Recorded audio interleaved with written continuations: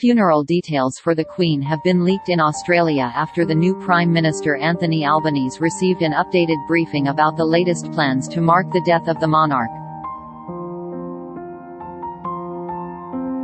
Updated plans to mark the death of Queen Elizabeth II have been leaked in Australia. Newly elected Prime Minister Anthony Albanese was briefed earlier this week about the latest plans for the Queen's funeral. According to the extraordinary briefing, obtained by The Australian, the country will mark the event with a public holiday.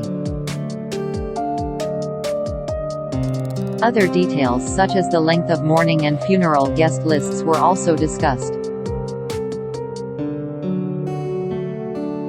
According to the leaked details, Prime Minister Albanese will be informed about the Queen's death an hour before a public statement is released by Buckingham Palace.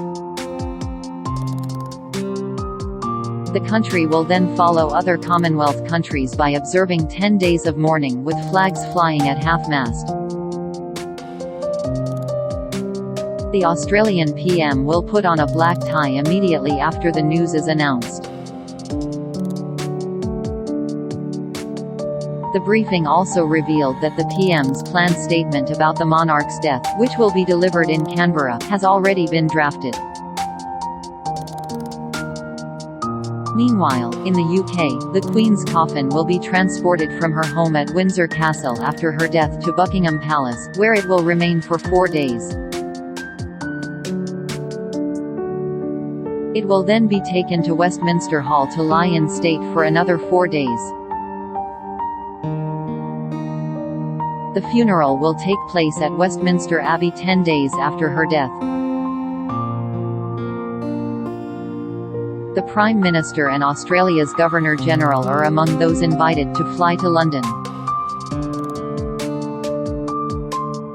Also on the guest list for the funeral are 4 official Australian mourners.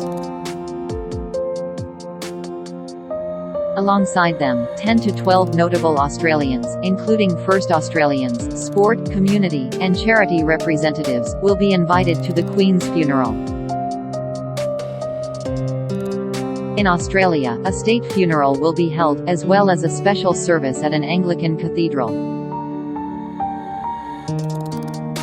A special meeting of the Executive Council in Australia will also be held to proclaim Charles as King of Australia. Afterwards, Governor-General David Hurley will officially proclaim Charles III as the new King of Australia in a session of Parliament House.